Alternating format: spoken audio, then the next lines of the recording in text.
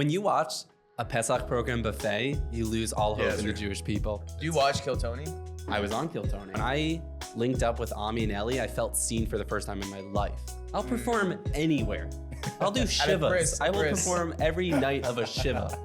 Israel-Palestine stuff, I don't think anti-Semitism is politics, but I'm always building material on it. It's just so important.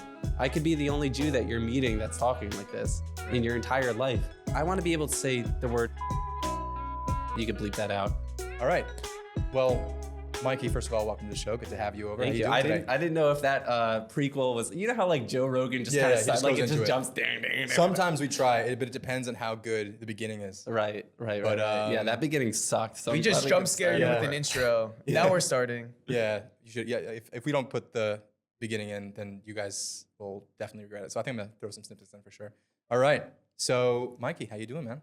Baruch Hashem, Baruch Hashem. What's great, I like saying Baruch Hashem as a like when my non-Jewish boss used to ask me how I'm doing, I just say Baruch Hashem, and like they have to be so accepting in corporate America, he'd just be like, okay. Like he had no, I could have been cursing him in Hebrew, he had no idea. He would have no clue. I love responding Baruch Hashem to anyone that asks me how I'm doing. What do they think you're saying? I don't know, they probably think I'm saying, they think I'm speaking Hebrew parcel tongue, where I'm like,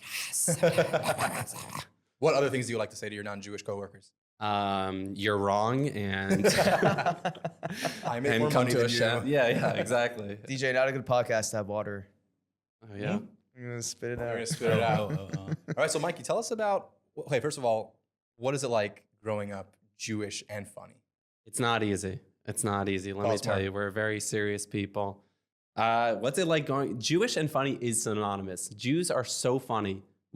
Our sense of humor is so like next level. It's insane. But growing up funny, I got suspended for a bit. I'll tell you the first time I killed. A confession? Yeah. On a podcast? Yeah, the first time I killed, and I know the viewers have been waiting for it. This is where it went down. Yeah. It was Rabbi Winkler's Gemara class. And let me tell you, by the way, I was in 8B2, which in Moriah School of Englewood is the highest of the Gemara shears. So pretty. Poor guy. Yeah, there's a B and there's a 2. That thing makes me think number 1. It was a very weird system, actually, because like 8B was the highest. They didn't have an A. 8C was the second highest. And then it just went to 8X. And you're like, where'd that go? It's like just to show how dumb the X kids are, you know? It's like, how are you 14, 13, you can't read Aramaic? You know, like, who are you? And we used to have all our classes, and then the X kids were like in the back of the library in the second floor. Like they were hidden from view. I felt like you're just putting them. You're like when prospective parents come for like an open house. Yeah. It's like there's the B kids, there's the C kids, and we don't talk about the X kids. Stay away from. We don't even know who those kids are. Yeah, no, they can't read Aramaic. How could you know who they are? Anyway, so I was in Rabbi Winkler's class, and I raised my hand, and like everyone's anticipating when Mikey raised his hand. You know. Something funny is about. You know he's about to get kicked out of class. Yeah, he's not asking about brachot. There's no 8th grade. This is 8th grade. And I'm like, Rabbi, you want to get naked? Already, you could feel the tension in the room. What's he gonna say next? You thought he was gonna say yes? Who knew what he was gonna say? It was crowd work. This is my initial crowd work. Was there any context for this? None. We weren't talking about anything related to nudity or anything. It was unprompted, but it came into my head. And I'm like, Rabbi, Rabbi, you want to get naked? He's like, what are you saying, Mikey? And I'm like, naked. We could get naked together at the movies, at the grocery store. Come, let's go get naked. And he's like getting furious. And then I gloriously hold up a bottle of naked juice. Oh. And let me tell you guys, it's not that funny. In 8th grade, this killed. Yeah. This was historic.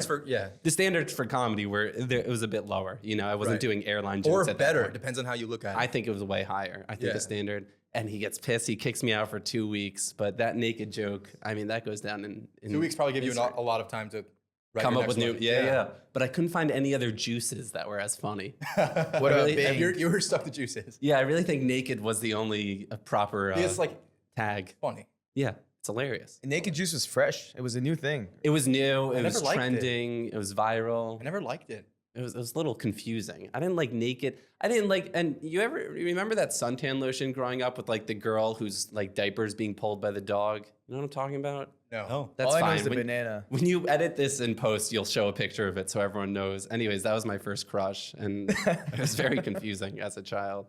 But yeah, being funny was great. It helped me cope with all the weird depression that I went through and whatnot. It was nice. We get into that? That's up to you. I think most comedians have depression. The comedians Mark Norman gives that vibe a lot. They all kind of. I don't know. This will get controversial in the comments, which is what we all want. But yeah, that would be nice. There's this Please old comment. There's this old. It's not really a joke, but saying where like this lady wanted to be super happy and like bring joy to her life, so she had a dinner party and she invited over a bunch of comedians, and then she ended up just killing herself because that's what it's like with a bunch of comedians. Like we're actually very serious, pretty like depressed types of people. That's what comedy is. Do you feel like you're fighting against that as a comic, or feel are you scared. using that? I feel like people use it. To get up on stage and try to make people laugh, there needs to be something a little off about you. It is not a natural instinct to want to get up on stage, go in front of strangers, and try to make them laugh. That is not a natural human component that we have. So something's got to be off that pushes you towards that. I firmly believe that. That's interesting. What came first, the depression or the comedy? The depression, easily. Easily. The depression, they almost are synonymous. I mean, I think that's why minority groups are so funny. Like when I get out on stage and then there's like a black guy after me, Hispanic, whatever, I'm like, they're going to just kill because there's so much going on there.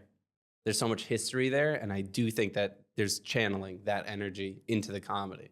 You think people get too stereotypical with those though? Because I've only been to like 3 comedy shows probably. The people that aren't as good will get up there, and it's just like, you're too much of a character right now. You're not a real person. Yeah. I knew that was coming. Yeah. Every time. Yeah, absolutely. I mean, that's what frustrated me into getting into comedy. I wasn't initially thinking about doing stand-up comedy, but I was in the improv circuit, a lot of like yes and, that's more teamwork, very different than stand-up comedy. And I would, stand-up comedians would perform at a lot of these improv shows. They'd open for the improv team, whatever. And whenever I would see a Jewish comedian come on stage, this is inevitably their set was, I grew up Jewish, and then in the next 5-10 minutes were the most stereotypical caricatures of a Jew. Like, I grew up Jewish and I love money and bagels. And it's like, who doesn't love money and bagels? So I don't know if that's just Jewish, but also you're a human being, like where's the humanization of that? And when I speak to my black comedian friends and Hispanic comedian friends, they have the same thing. They'll be like, I hate it when I see a black guy go up and he's like, I love robbing and, doing this. And Hispanic, and they're like, I love robbing. I think it's the same stereotype for all the other ones. But yeah, it takes a while to find your voice in comedy. So sometimes when I see that, it's like, oh, they're just kind of trying to figure themselves out, But you do that well with staying very Jewish, but also making funny jokes at the same time that aren't just like, this one worked last time, so guys. Yeah. Laugh at this Jewish. one too. It's so important to me. Like they're not just Hamas jokes all the time. Yeah, I wish they were, but ChatGPT has not been plugging good jokes lately. Do you use ChatGPT for your sets? No, I can't. It's an ego thing, I think. It's really like, But I feel am like if so you do scared it, I feel like if it's, you do it, then it's just worse. yeah, I'm so scared that it's going to come for my job. I mean, I've plugged in a couple things. I'm like, oh, that's actually kind of funny. And it's scary. Like, I'll be like, tell me an airline joke. And it's actually pretty funny. And I'm like, oh, boy. Talent This and is brain it. rot. I can't even watch a normal person. I just have the chimpanzini bananini. Yeah. Ladilo crocodilo. It's so good. I love Italian brain rot ever since I found out about it right before we went on this podcast. Yeah, what are your thoughts on Italian brain rot? Tipo. That's my thoughts. What are your thoughts on brain rot as a whole?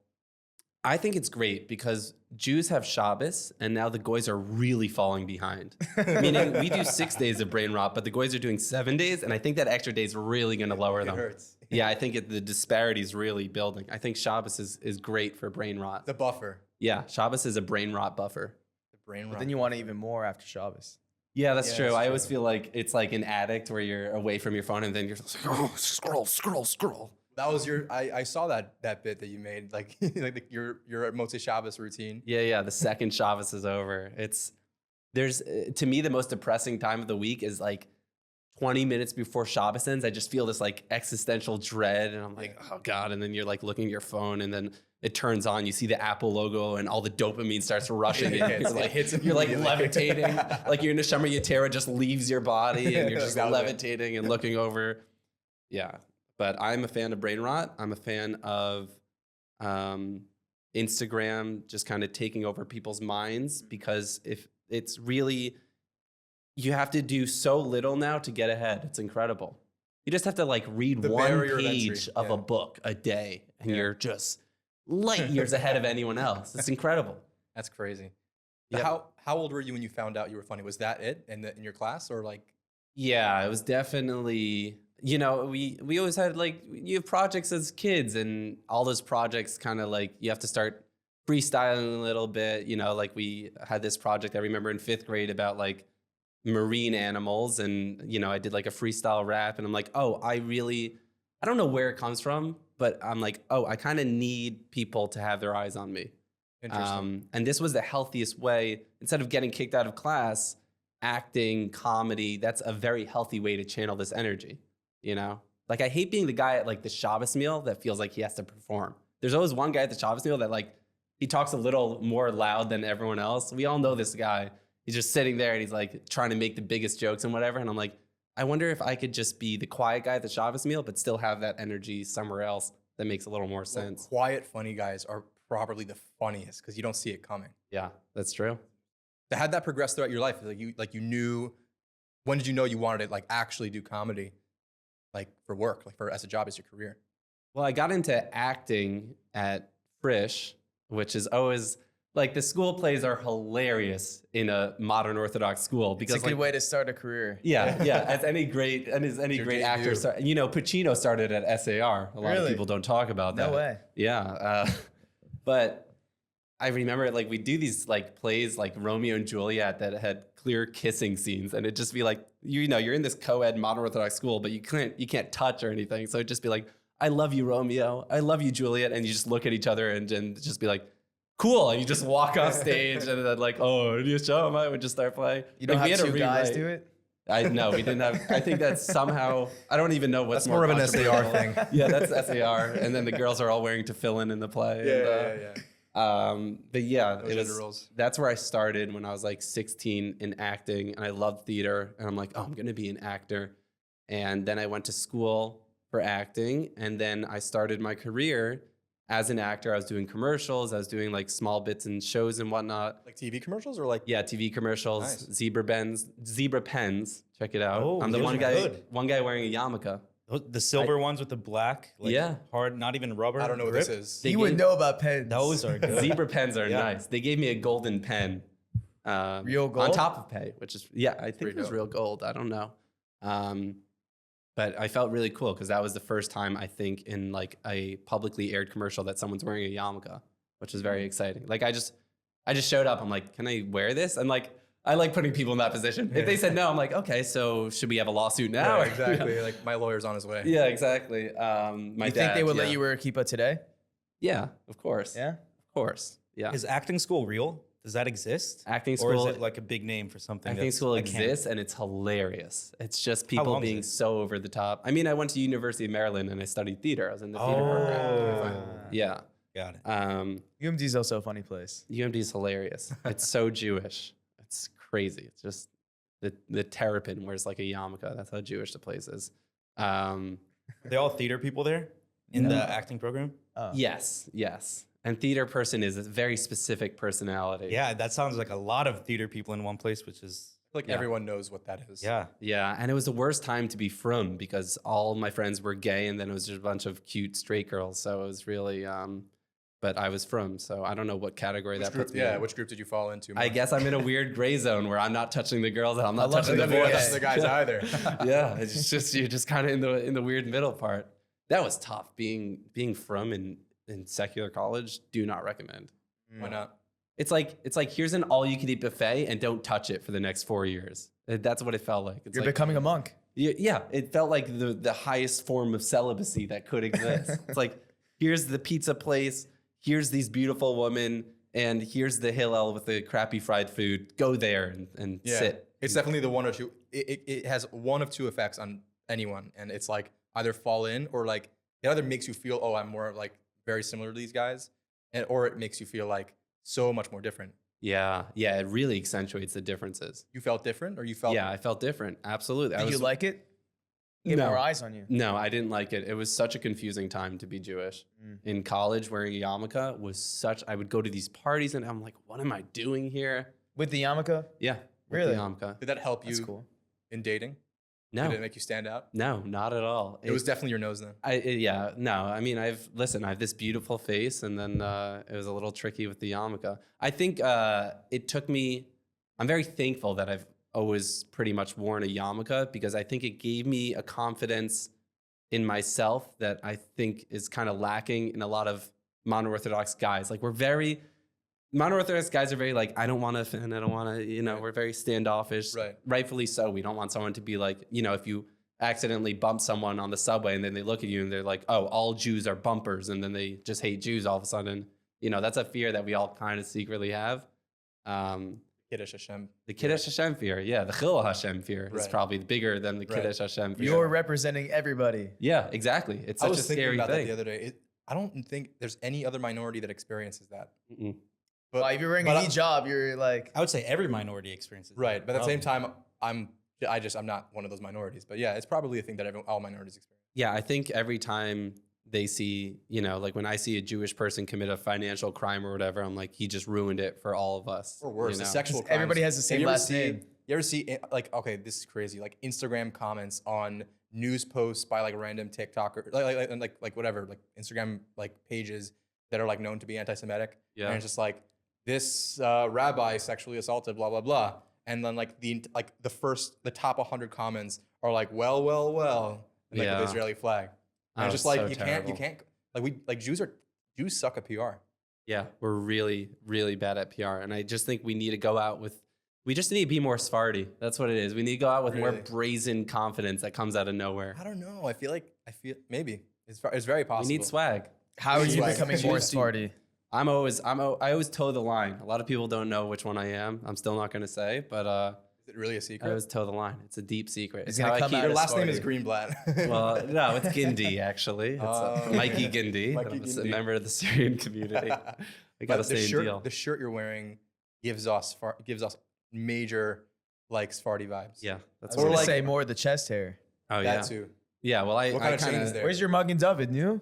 Oh, there it is. You want to hear my Magen? Ah. You want to hear my Magen David theory? Let's hear it. This is my Magen David theory. The Magen David theory means you're either getting more religious or less religious, and nothing in between. Once you start wearing a Magen David, if you're wearing a kippah and you start wearing a Magen David, you're becoming less religious because it means you're starting to go out, but you don't want to wear your kippah anymore, but you still want to show people you're Jewish. So you have the Magen David out, but it still shows potential mates that it's like, no, I'm not wearing a yarmulke. I'm just wearing a Magen David. So like I'm Jewish, but we could still go home with each other. I never thought of it that way. It's the That's Magen David theory. interesting. Or if you're not religious and you start wearing a Magen David, It's like more, right? yeah, it's like I want to start showing people I'm Jewish. Maybe after this I'll wear a yarmulke. But if you see a frum yid out of nowhere start wearing a Magen David, guy's going off the dare. So what's your reason?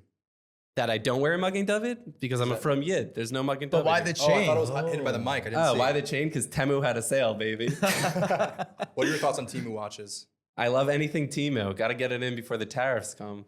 I like it. Yeah, It's true. I'm a sucker for Temu. Temu's great. I don't know. What do you actually learn in act? I'm still stuck on acting school. What did they teach you there? They And teach can you. you get? They Can teach you how to someone be teach you to over. be funny? Two separate questions. I think you could definitely learn acting and acting skills. I don't think you could learn how to be funny. I think you could cultivate it. But I firmly believe that there's a comedy gene and you're either born with it or you're not. And then the rest is nurture. But is a major nature component to comedy. It's not something you can like. I mean, like it is something you can develop, but like you said, only if you kind of have that in you. There needs to be something there, and then there's like a catalyst to comedy. Right. But some people just, and I've talked to many people, they just do not have a sense of humor.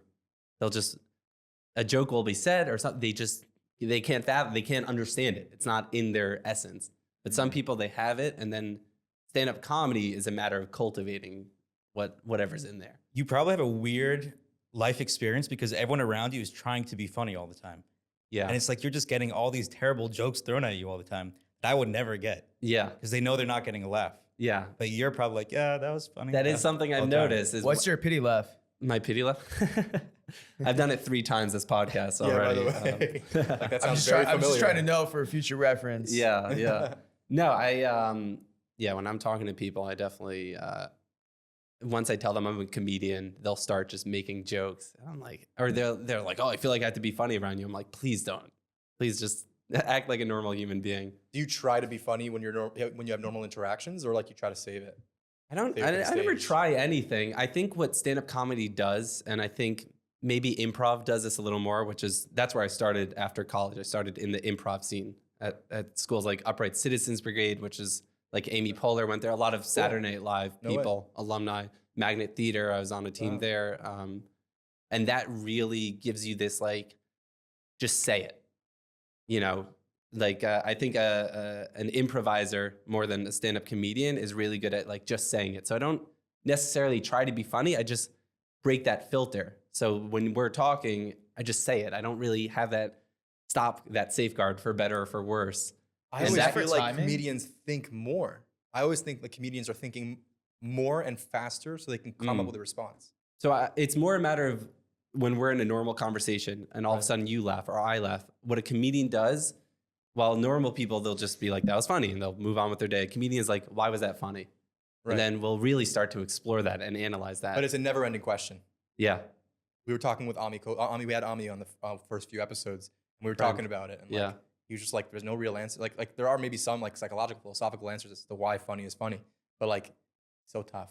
Yeah. It's like it's hard to like understand why it's funny. Well, But think you know it when you see it. comedy is surprise. That's why Right. it's funny. It's the same reason why when you watch magic, you're amazed. It's that surprise feeling. Right. It's also, unfortunately, the reason why if you see me perform one night and you're laughing and then I perform the same material, you're not going to laugh. Correct. Because the surprise is gone, which makes performing in the Jewish circuit so difficult because I'll do a show at a Pesach program and then 2 months later I'll be at your Shoals fundraiser.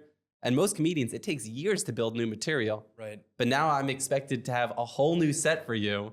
And the common complaint, I think, Right, in the the Jewish demographics scene are is like, small also. yeah, the common complaint in the Jewish scene is like, oh, I saw this comedian once and they were hilarious, but then I saw them 2 months later and it was the same thing. I'm like, yeah, because no one in real life sees a comedian 2 times within a year. It's just not a thing. Even if Louis, your favorite comedian, is at Madison Square Garden, you see him one night. You're not going to see him the next night.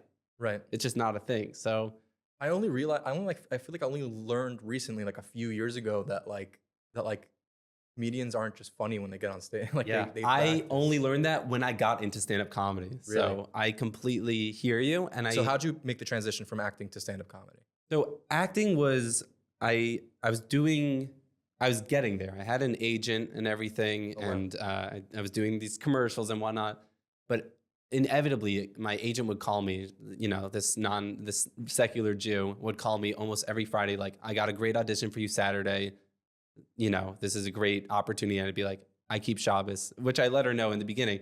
But almost every time she's like, well, can you just take this one off? And like, Saturday's a big day for comedy. Saturday for acting more specifically is Oh, yeah. huge when you're starting out. It's like testing you. You did UMD and then you have this agent. Yeah, it was a God's lot. really Hashem, yeah, it was, You're like Avram Avinu. I was gonna say I'd Lahavdil. I was about to, but Lahavdil. You're basically a Navi. Yeah, basically, that should be my stage name, Navi. Navi.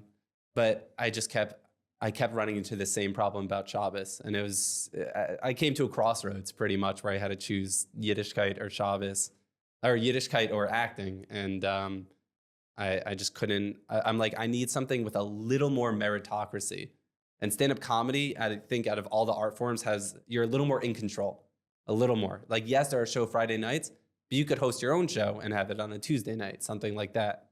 So I made that pivot into stand-up comedy, and I think it really took like the pandemic to really develop. You need something in you to start getting on stage. That wasn't in me in my early 20s. How did COVID make you I think want to do it COVID more? made me a lot more cynical. It was a really tough time for me. It was a really tough time for my family, and it awakened a deeper level of comedy. And this is kind of comes back to my theory of like comedy comes from there has to be a catalyst. There has to be some kind of moment. Whenever I see a new comedian, I'm like, what happened? Whenever I see a new comedian on the circuit, they're like, Who I broke got a you? divorce, someone died, this, Right. that. There's always something. You don't just wake up one day and you're like, I want to do it. It's a really good think there's a rebound. catalyst. Comedy is the rebound. Yeah, it's the rebound from the ex. It's the rebound from the death. It's grieving on stage a lot It's of like, times. I'm not depressed and I'm going to show you. Yeah, or I'm very depressed and I'm going to show you. I don't like that kind of comedy sometimes. Yeah, comedy could get pretty dang dark. But yeah, that was definitely the moment where I'm like, and I also find comedy so beautiful because, you know, if you're in a movie or a production or something, you could be like the producer's son. They'll throw you in front of the camera. You guys know it well. Like editing can really make a difference. Right. But in comedy, a lot of the times, and there's still a business savvy aspect of it, but a lot of times, like, even if I'm Jerry Seinfeld's son and you put me on stage, like, I have 20 seconds to make you laugh and that's it, you know? It's nepotism proof. It's nepotism proof. It It's is. amazing. It's one such of an the few incredible art things. form. What have been some of your proudest sets or like moments?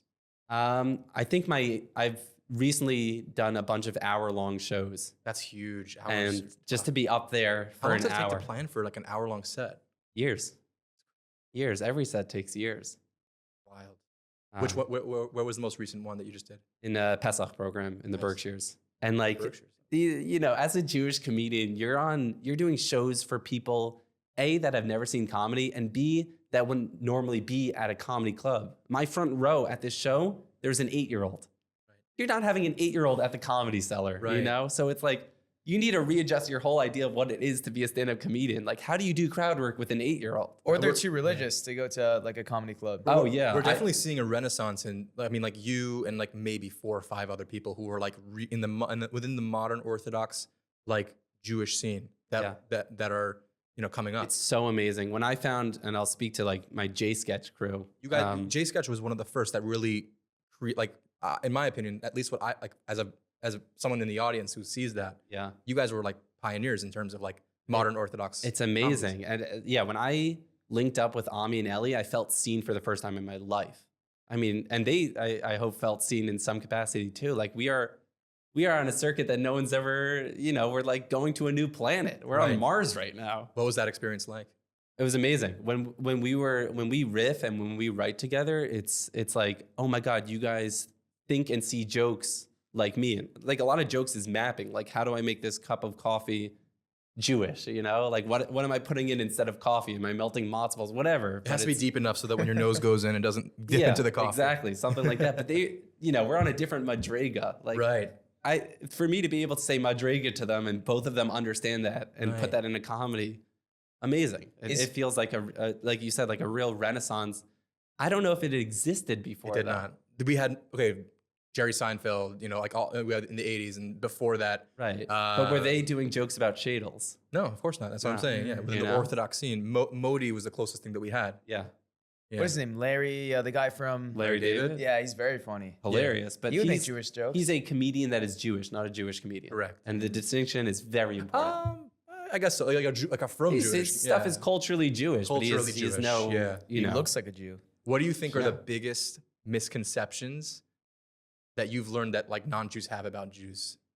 That's As a comedian, you're in because Top 10 things you're- Jews don't want you to know. no, literally, because as a comedian, you're like in the position where it's just like you have to explain Jewish things in a funny way, like irrespective of the audience, but like, you're explaining like Jewish, like what we do normally as Jews in like a funny way. So like I'm so curious to. Yeah, well, some of my best shows, like I used to do this weekly show in Harlem, right? So the audience is entirely black. Okay. And I would go up there with my yarmulke and I do jokes about shomer negia and kashrut. And like those shows brought me the most joy and gratification out of any shows I've ever done. Because to bring them into that world is incredible. How do they react? They think it's hilarious. Right. You explain shomer negia to anyone, that's a hilarious concept without a punchline even. How did you explain it to them? Yeah, can I? And I was about Very to poke quick. you. I think the joke is something like, you know, I grew up shomer negia. When I grew up, it was assumed that you were something called shomer negia, which is you're not supposed to touch a member of the opposite sex until after marriage. So I didn't have my first kiss until I was 21 years old. And I didn't even grow up keeping shomer negia. I just wanted to educate you guys on what it is. And then now I can make shomer negia jokes while explaining what it is. Exactly. So you throw in like a bit of a lighter punchline, but you also get to explain it.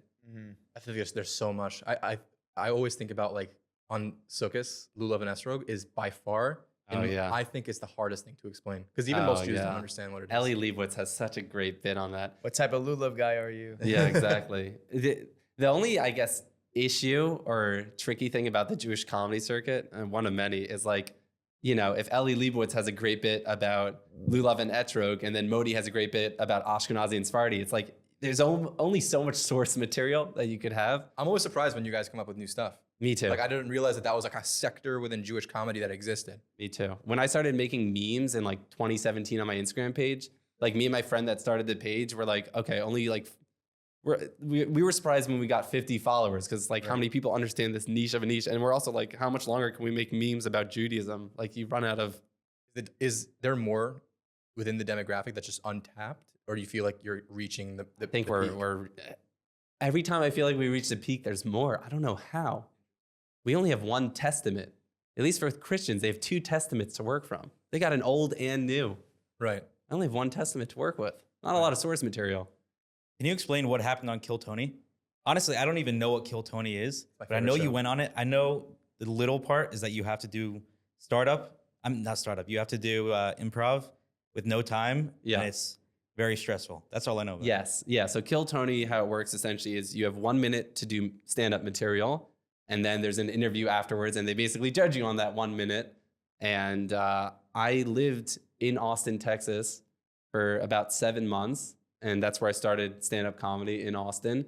And I would go to Kill Tony every Monday night, and that was back then, like, as a stand-up comedian, you could actually be in the show. Like, you could watch it from... It's like a live taping that you can go It's to. a live taping, yeah. It's the #1 live podcast in the world, Oh. actually. And It's the funniest thing. It's brilliant. I binge it. I binge hour long, like on the daily. it's the closest insider view on open mic comedy that you could get. Like, you really see people... You feel it. Well, yeah, it's a window into that like up and coming comedians and like the comedy world. Absolutely. And the best place to do it, which is Austin, Texas. Absolutely. And so I went every Monday night, and I got to watch Tony. Now they have the comedians in like a separate bar across the road, so you can't even be in the room. In the what's it called? I think it wasn't the Mothership, it was the Vulcan. I think when I was there, they moved the it. Mothership. I thought was the comedy Mothership. I thought was like the stage, Right. but the bar next door. It doesn't matter. Whatever. It's Whatever. not necessary. But back then I think it was called like Vulcan when I went. And finally on the last Monday before I was gonna head back to New York, like move back, my name got called, and like, you know, you mentally prep, but if you watch the clip, How like, does you it can work? hear my nerves. You You get called up. they're not telling you before you're going to be on the show in 6 It's months. a bucket. No, it's a bucket pull. It's You're just sitting the there. night of the show. So every Monday I would sit there waiting for my name to be called, and you know, after 6 months, my name was called, and I went up, and like I was breathing heavy, whatever, but I did well. I got asked to be on The Secret Show, which is like, Oh, and you no get a way. big joke book. What is so the secret show? it's basically like, it's a show that Red Band does. And he DM'd me after. He's like, let me know when you're back in Austin, which whenever I get down about comedy, I look at that. I'm like, I could do this, because comedy's a roller coaster. Like you have many moments where you're like, why am I doing this? How am I going to make this work? Especially when you're like a frum Jew and you have all the financial, you know, hardships of a frum Jew. Is there any? I was gonna save it for the rest of the show, but I guess I kind of want to bring it up now. Is there any like practical advice that you'd want to give to other Jews who went through that same experience, who are going through the same experience that you went through, of like, again, from Jew, crazy financial pressure, but also pursuing what you love. I'm sure it's a challenge, but Yeah. I'm sure it's also super gratifying. So what would you say to someone in that position? I'd say a couple things. One, if you're good at anything else, do that. Oh, gosh, Truly, it is such a hard career. not it is the such a hard advice career. I thought I'd hear. Yeah, I'm a realist. I'm practical. I'm an Orthodox Jew. Is it just because you don't think you're good at anything else? Yeah. You to be in this occupation, you can't have a plan B. You can't. You need to dedicate your life to it. That being said, we now live in a world where you could work remote, so I think the things have changed a little bit. Like, you could go on the road and still have a job, which is incredible. But in the back of your head, you can't. I mean, you need to dedicate your life to this art, but also do not give up your identity, whatever you do. When I was 17, I made it my life's purpose. It's still in my wallet, and it says, do not give up your identity for, like don't choose between your identity and what you want to do. Don't make that sacrifice. Make them both work. How are However you can. defining your identity? Jewish? And just Jewish. Yeah, my flavor of Judaism, just wearing a yarmulke is very empowering. I find it very important, but also speaking truth to Judaism. It's so needed now. So needed. Where's the pressure that you're seeing to stray away from that? Uh, Where would the threat be? I mean, surely you feel it all the time. I mean, it's I feel just, it not so much externally. yeah, internally. More internally, not so much from people saying like stop being Jewish. If anything, I think in the past couple of years, in the Jewish community at least, there's so much more support for being Jewish. Yeah, And even outside of it also, aside from the maybe dumpster fires right. every once in a while. No, it's incredible. I think we're living in a time of Jewish pride that hasn't existed for a long time. Unfortunately, it always takes a tragedy to elicit that. But yeah, if someone's coming up to me, I would say be true to your identity. It's a long, arduous process, but we need more of it, and it's exciting to see. But there's so many times where it was so hard. When I came up in Austin and in New Jersey, like in New York, you have Jewish comedians and they kind of get it, whatever. In the places that I was going up, there wasn't any Jews there. Right. The questions that I would get, someone once yelled, "Go back to Israel," while I was on stage at an Austin show. Like, Someone told that to me too, actually. In Yeah. the middle of like I Brooklyn. yelled back, I'm like, "I'm trying." Like, have you seen the cost of El Al flights? But it's Oh my God, your free Palestine joke killed me. oh yeah, I'll take one. that actually happened too. What do you mean? That, when I started in the New Jersey comedy scene, I had this bit, and it's a bit of a hacky bit in that I'm sure other people have thought of it, but I did this joke where I'm like, "Free Palestine, sure, I'll take one." And there was actually a Palestinian comedian that accused me afterwards. He's like, "I have a joke very similar to that," where he's like, "Free Palestine, of course a Jew would take it." Oof. And I'm like, "Listen, I have actual recorded evidence. I record all my sets that I'd done it before you." And then he went on stage at like a pretty packed show a few nights later, and he was going right before me, and he just trashed me. He's like, "There's this Jewish comedian." He didn't even do a set. He just trashed me. And he told people in the audience beforehand that I had taken his joke. And so when he got on stage, the audience was like kind of on his side. He's like, "There's this Jewish comedian. He's stealing people's jokes. It's a classic Jewish move to like steal things and say that it's yours." And then I had to go on stage and just do my stuff. And I cried the whole drive home. Like it was such a sad moment. And then the next day I'm like, "Oh, this could be a pretty funny joke." You address it in your set, or you just tried to? No, I was do it completely blindsided by it. And the fact that everyone was laughing at what he was saying hurt so much. So much. And you have to do that in person. Like for us, we post on social media so you Right. get it, and they're like, "You're Polish, haha, go back." Right. Or go back to Israel. But you have to do that. I've never had that. Yeah. I experience what people experience online in person. And let me tell you, it's a whole nother ballgame. He didn't make any jokes though. Didn't make any jokes. It was just 6 to 8 minutes of just bashing me and Jews. But what is even going through your head at that point where you can just leave? You can be like, if you are just here to hate on me, I'm leaving. Yeah. You don't gain anything from it. I think honestly, that's kind of a microcosm of the Jewish experience a bit. It's like, yeah, I had my option there to leave or to kind of get on stage and push through. And I'm like, I'm not leaving. I definitely didn't swing back at the moment, but I thought about it, I analyzed it, and I have what I consider like a great joke out of it. But Yeah, work out in the end for sure. yeah, it did work out in the end, but it was definitely a very tough moment. Very tough. So, are you getting a lot of backlash now with all your you do some pro Israel stuff. I do some. After the war, I did a bunch, and now I'm kind of moving away from it, I guess. Here's my problem with Israel advocacy online. I think it's amazing, but at the end of the day, it's content. And I'm sure you guys know this from being the Yeah. agency you are. It's I fully understand. how can I do a nuanced take every single day of the week? Right. It is impossible. So at a certain point, I have to say Zach extreme Sage things. does some good stuff. He Yeah. keeps it like different each time. But you're right. Very few people are kind of like Very few. Yeah, it takes thought. And when you're creating content every day, you can't give it too much thought. So right. There has to be a reason for it too. If 500 other people said it the day before and over Yeah. the past year, and now you had the same thought, do people really need to hear that right now? yeah, no. And no, if they you're just don't. saying like, I'm an entertainer, great, but then that's kind of a different game to be playing. Yeah, And then you also have the possibility of being offensive to both sides, correct. because then it's just like, this is not a joke. Like, why are you joking? Or about this? even worse, what I found is like people get annoyed sometimes it just gets annoying when you're seeing funny cat videos and then all of a sudden it was like, do you know what Hamas is doing to innocent Israeli civilians? And it's obviously all true, but I think if you're someone in the middle and you're just trying to enjoy life and whatever, and you keep coming across this, it will actually push you against those things. I remember during the Palestinian encampments, that's when people really started getting angry at Palestinian supporters, not necessarily because of the context of what they're saying, just because they were annoying. It's like, I want to get to class. So I think we really got to be careful on our side about there's a fine line between education and just being annoying. Yeah, I mean, what I'm worried about, and it goes back to what we were saying before, like just I don't think modern Jews, like modern Zionist Orthodox Jews, or not Orthodox, are good at PR. Yeah. And like we lose it every single time. And now we're losing it on social media, on social media platforms. When up until now it's just been on CNN, MSC, the big five, whatever.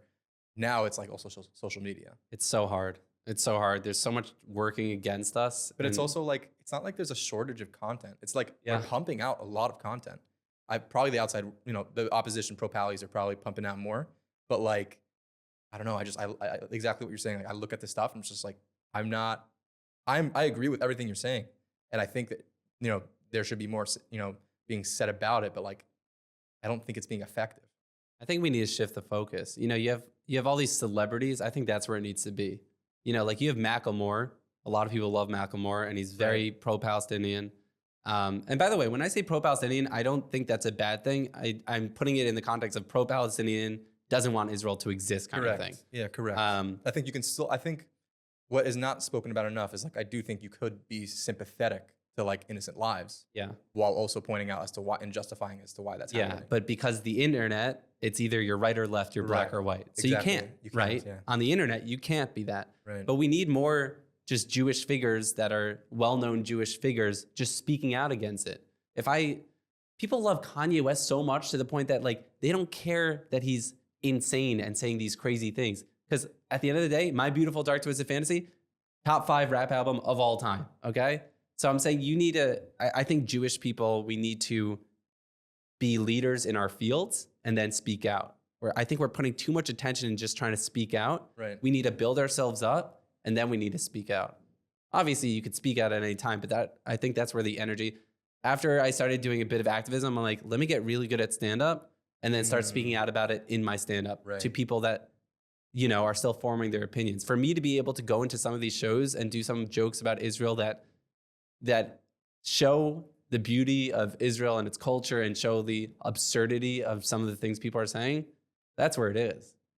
Do you like using politics in comedy, or are you generally think it's not so? I generally don't, but with Israel-Palestine stuff, Israel-Palestine stuff, I don't think anti-Semitism is politics, but Right. that kind of stuff, Sure. I'm always building material on it. It's just so important. I could be the only Jew that you're meeting that's talking like this in your entire life. When I'm doing shows in like the Midwest or whatever, you need that. How do you think about not offending people or how much responsibility do you feel when you're getting up to do a show or posting something to say, even though I'm not trying to offend anyone, people will get offended by it, no matter what you say or do? It's impossible not to offend. So how do you think about it? Is there a line there anywhere? There is for me, because I'm trying to get hired. There's this more selfish level of like, I'm a clean comedian that does shoals and chabads and whatnot. So at the end of the day, I can't get too risque. I can't get too edgy, but I do want to have points in sometimes it's just jokes. Like Seinfeld is a big fan. He's like, you don't have to have a point in comedy. The point of comedy is to make people laugh. And I wholly agree with that. Other people are in like the George Carlin camp where it's like, no, you should have some kind of political point or something like that. There's different girsas. There's like different like mahalchim. Yeah, That's a lot wild. a lot of different ways to do it. It's like, what's your minhag? It's like I'm a George Carlin or chassid. Yeah, exactly. Everyone abides by a different Rebbe. That's crazy. Absolutely. But So- will you have jokes that you will not say because you think it's insensitive or offensive to someone? It depends on the crowd. If I see comics go up and they're killing, I love to go in like the middle of a lineup or towards the end, because then I could really get a sense of the crowd. I could be like, oh, they didn't laugh at one sports joke. I'm not going to do any sports jokes, but they're laughing at the dating stuff or the more racy stuff. So I'll do that stuff. So it's completely audience dependent. You're held back by not doing the racy stuff. Yeah. But when I say racy, it's not necessarily just like racist, offensive stuff. It's more like I want to be able to say the word or you could bleep that out. Even though I don't normally say those things, I want to be able to know that I can. Right. And when I'm doing the shows, there's no way I'm saying this. Yeah, no way. It's a beautiful challenge, but my favorite shows have been when I headline at clubs, something like that. And I could just to be able to say shadles. How nice. That's modern orthodoxy. That's the first time I've ever heard those two words. Yeah, together it's in the same great. sentence. That's modern orthodoxy at its apex, but I completely respect the. Wait, so what's your take on shadles? To shift the conversation. It's very confusing to me. It's supposed to make women look more attractive to their husbands, but less attractive to everyone else. I don't really understand the point of the shadle. There is a point to it. I can't explain it well myself, Right. but like I think there is something to it. I don't know. Like, Funny the because we did a commercial? whole episode with Shawnee Wigs. Yeah, who we gotta makes get her on. wigs. Yo, you got she shiny. was Wig. talking Can I about get a collab so I could get a free shade? By the I can't. My wife's shadle is so you expensive. had long hair before. What happened? Yeah, I had to cut it. It's too much of a shadle. Too much of a shadle. I'm trying to get my wife. You could a have good sold shadle. it to a shadelmacher. Oh, that's true. I don't want to see like. Missed opportunity. I don't want to see a girl's head at Shalashudis and Like- she's just wearing my hair. And it still has bubble gum from 8th grade. Yeah, I That's don't so like crazy. that. That's so weird. I don't know. Shadels are one of those things that I will never understand. It's too confusing. I mean, I'm married, so like, They're expensive. dude, my wife wants one, like another No, one. Just get What's- her what's a in. fourth You one? got to get them in installments. Get her a mohawk. See if she likes it, and then you can buy, Installments? and then you can purchase. Like Yeah, like the add-ons. like an APY percentage kind of thing. Yeah, No, but they're pricey, man. yeah. But like, if you cheap out, then like she's just gonna be like, this was like And all the ladies will be like, why is he a side piece wearing a? This is my Yeah, impression of a exactly. Jewish girl. Why is he a side piece wearing a well, shade? now it's a thing now. It's like it was like on trending on Instagram. Is like just wig stealing, like drive-by wig stealing. Oh, See that's that? hilarious. That is really funny. Sometimes I But if it were to happen in like Borough Park I haven't seen it happen to it from one like a Jewish girl, I'm saying, but like that would be really bad. I can't tell a lot of times when a lady's wearing a shadel, except that all Jewish girls have curly hair. So I guess that's a telltale sign if it's straight. But I've gotten better at being able to tell. yeah, Part. if I'm your wife, I'm getting a little upset that you're looking at other ladies' shadels. I'm not gonna lie. It's okay. She doesn't watch this podcast. Yeah. It's okay. From a marketing, this is totally different, but from a marketing perspective, for us also as a company, the idea of only servicing the Jewish market when there's a big world out there Yeah. is very daunting and almost seems stupid. Mm. It's like there's so many people, why are you only talking to Jews? Mm. How do you look at building your career that way? And do you think you'll stay in just Jewish circuits or brand yourself as a Jewish comic for not Jewish circuits? Yeah, I hope to God not that I'm just staying in the Jewish circuit. But I think my strategy is to start in the Jewish circuit and then to expand from there. Like Modi, I think did a great job. He actually didn't start in the Jewish circuit, but now He was doing he was doing the Laugh Factory Yeah. in like the 80s. Yeah, yeah, 90s, he was doing Just for Laughs. Yeah, Just for Laughs, absolutely.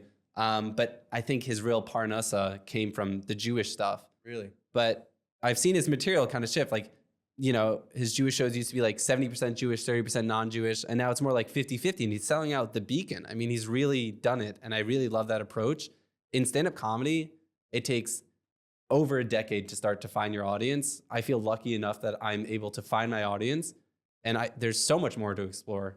I mean, you have all these mono-Orthodox Jewish comedians that are just opening up the game in places that they've never had comedy before. So I think I have years and years of exploring the Jewish scene before. Are there specific Expanding categories out. that you want to explore more? Categories like of people or I guess Of like material? either demographic categories or like when What's you're the saying different different vertical, things that you maybe? want to explore. Like what are those things that you want to explore? on top of stand-up comedy? Weren't you just saying that within stand-up comedy that there are things that you still want to explore? Or then maybe I just misunderstood that. I think you misunderstood. So what were you saying? Sorry. I was just saying that it's important for me to start off in. It's like when you start in acting, you need to typecast fine. yourself. You Right. know. Not within comedy. You're saying. Yeah, Gotcha. yeah. So it's the same thing. I think in the arts, it's very important. Typecast yourself first, even if you don't see yourself like that. Like Steve Carell started out as a comedian, but he's been in a bunch of dramas, or Robin Williams or whatever. For sure. They typecasted themselves as comedians, and then they were, once they kind of got that foundation and that legitimacy and that credibility, they're able to expand. So I still have a long way to go. I still Still haven't young, gotten on the Atlantis Pesach program. That's like Once you get to that's like yeah. Jimmy Kimmel for Or Orthodox Jews. I think the biggest, one of the most expensive ones is the Diamond Pesach, something like that. I think we need a S tier They have, list like, for tigers. the Pesach program. They have like so many. tigers. Yeah. Wait, they have so- tigers? I can't compete with Some- that. Are they doing I'm comedy? Maybe.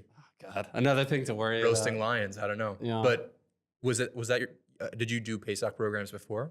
Yeah. Like attend. I'm saying not perform at. No, I've never. I am from Englewood, but we never did the Pesach program circuit. Really? Yeah. What was that like? Seeing a Pesach program for the first time? Yeah. Wow, it is sad. It made me lose faith in the Jewish. Really? When you watch a Pesach program buffet, you lose all Yeah, hope in the true. Jewish people. Oh, you have a bit on that. I'm sure, the probably.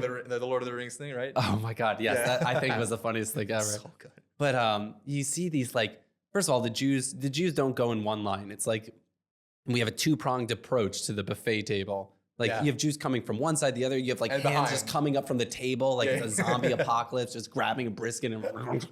It reminds me of that video of like a waiter putting a big plate of fries and all the Hasidic kids like grab Oh, it. yeah, and the yeah. second It's gone. it's terrible. People are just like taking their forks and shanking the person in front of them so they get the last slice of matzah pizza. It's a dog eat dog world because if you don't do that, then you're gonna go hungry. Yeah, you're gonna go hungry. And I firmly believe the more expensive the Pesach program, the more you have to justify eating that amount in Correct. food. You have So to. it's an actual bell. You come out like a bell curve in these things. That's how you look at the end. But it's I an remember actual I bell curve. filmed one. I filmed a Pesach program one time, and I don't think I've eaten that much meat in a 3-day time span, and I for sure have Your heart eyes, issues still today. your eyes just glaze over, and you try to consume as much food as possible, and that's Pesach program because that's what Yitziot Mitzrayim is all about: eating as much brisket as possible. Literally. That's what Hashem wants from us. It's such a crazy topic because a kiddush maybe is in the same sort of area where there's a clear delineation between the people spending like $500 on a kiddush and then $50,000 on a Yes. kiddush. But there it's 2 hours, you move on. Okay, whatever, they had their big kiddush. Here it's a Pesach program and you get like, you spent this crazy amount, Yeah. we spent this amount, and then you also get the religious side of it.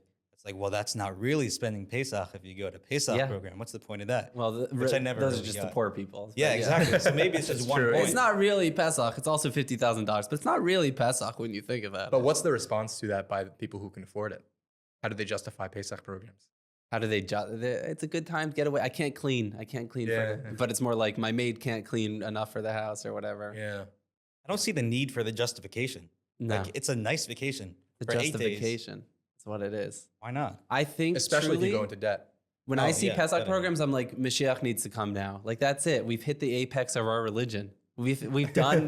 There's fire breathers and matzah pizza. Like we're there. What else do we need to accomplish? Crushed it. We did it. See all these kosher restaurants in New York. I'm like, Mashiach, like we're ready. We're done. We did it. It's insane. Well, they say it's either Mashiach comes when like we're really low or like we're really like on top. Yeah. I So- think Pesach program is both. It's like it's at our highest, lowest point of the Jewish people is a Pesach program. You're eating brisket, but you're also like, it's all of Judaism is just like, how can we circumvent these rules? It's just like cheeseburgers, yeah, fake shrimp, fake crab. yeah. Where do you go from here? What's happening next in your career?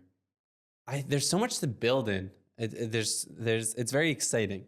Oh, also with just another twist in that, with AI Yeah. and trying to think about 10 years from now, which I don't know if you're thinking about 10 years from now, but trying to plan for what your career is going to look like when there are a million different, maybe you're going to be a VR comic. I don't know. Yeah. It's How kind do of you plan for that? terrifying. At this point, I could just film and just have one person sitting in the front and I could just have a green screen stage and then I could just have AI like have my lips move so that I'm delivering my jokes in Korean. And then I could just have one person in the front just going like that the whole time and then add a laughing track. Like online, you could think I'm a huge stand-up comedian. I could have one person in the audience. It's absolutely, it's so scary. I think AI, humans love to rebel.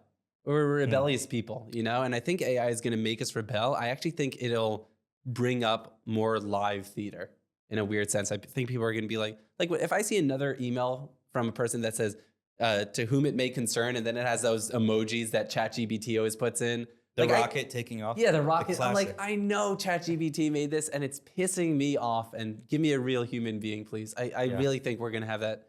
Like right now, it's newfound stuff. I hope we're going to have that rebellion and I won't have to deal with AI. Asher and I were filming for a client yesterday, and I forgot the guy's name, but the way he phrased everything, first of all, was really, really crazy. But he was saying that tech it represents the transcendent in society. My I'm still God. not sure what that means, but he was saying the whole purpose of tech is to pretend we have more control over the world than we do. Yeah. So AI is the perfect representation of the transcendent because we give it all the power. AI is becoming God. I don't know. I just had to get that off my chest. 'Cause I Yeah. was like, I'm I still down. haven't That processed. was I'll really convert. Deep. That was really Do you meta. need to be circumcised to be a follower of AI? Follower of AI. I don't know. Virtually circumcised? You confess your that's love. what it is. Confess your love to ChatGPT. Yes. Forgive me, ChatGPT. You say for please I've and thank you sinned. to ChatGPT. No, I treat it like an insubordinate. I just yell at it. You're not scared of when they take over the. I just type in define insubordination, and then as it's typing, I say stop. It's a big power trip. Oh my god, those are my funniest, my favorite bits of like how we treat ChatGPT. It's just I all. think I just saw that exact same reel. Yeah, Is it yeah, yeah. real? Yeah. That was Yeah. so good. I love treating it like crap. Yeah, and like a person's like acting as ChatGPT. And he ends up dragging the Shorter. guy. Yeah. Which, by the way, it'll come back to haunt us It because they're will. going to remember that. And when They'll remember. when they take over, Yeah, Sam the- Altman said that first ones to ChatGPT's memory is better now. Like they'll remember more of what you say. Is it a good thing or a bad thing? terrifying. Terrifying. Crazy stuff. Don't know what the future holds. Yeah. But Mikey, this has been awesome. Yeah. One more question for you, a little deep if you're cool with being deep. I'm a comedian. Is- That's what we do. Is there something beyond comedy, or maybe is it comedy that you want to be known for or remembered for? I always have this vision of like winning an Oscar, and then they call my name up, and they're like best actor and whatever, Mikey Greenblatt, and everyone's cheering. Everyone's like, "Where's Mikey? Where's Mikey?" And then someone's like, "He's at Mincha." That's it. That's where I want my life to end. A punctual Yeah, nominee. punctual. He's at Mincha, and then it just curtains close. That's where that's the end goal. I want to show people you don't have to sacrifice your identity to do what you love, and I've been working so damn hard at that. I think you're doing a great job. I think Thank you're you. crushing it. Thank you, I think Jewish comedy is better for it. man. And yeah, we're excited to see more of your stuff. Man. And we'll have you back on for another one, God willing, pretty soon. 100%. BZH. All right, good BZH. stuff. All Let's right, get the Aftorah going. Yeah, for sure. All right, Mikey, thanks so much. Thank you for having me. All right. Cue outro music. We're keeping that in. Yeah. Great stuff. Oh I have my to God. pee so bad.